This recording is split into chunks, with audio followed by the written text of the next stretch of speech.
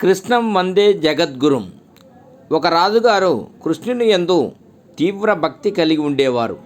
శ్రీకృష్ణుడి పేరు తలవకుండా ఏ కార్యము చేసేవాడు కాదు.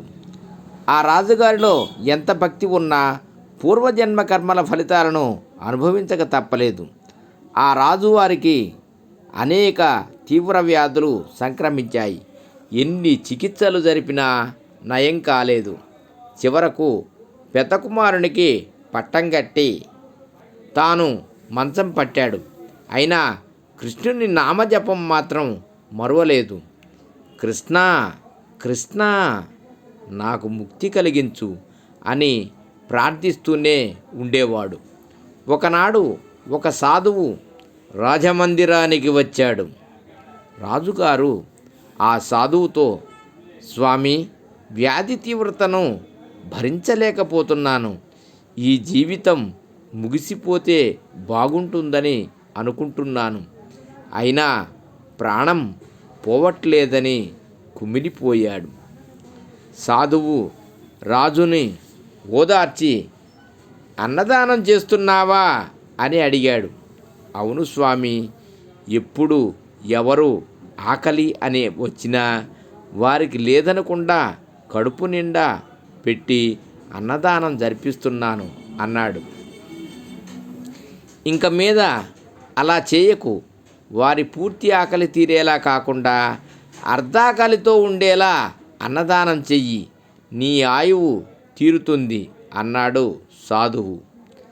స్వామి, అది ఇంకా పాపం కదా, వ్యాధి తీవ్రమై బాధపడాల్సి వస్తుందేమో అని అడిగాడు రాజు.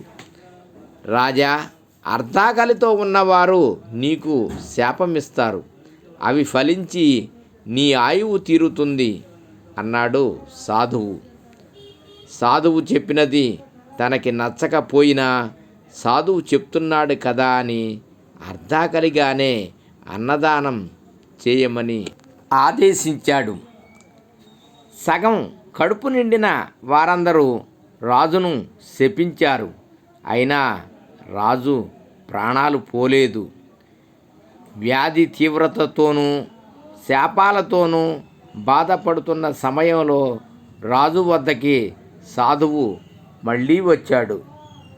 స్వామి, మీరు చెప్పినట్లు చేసిన ప్రాణాలు పోలేదు అన్నాడు రాజు. రాజా, వస్తున్న మార్గంలోనే గమనించాను.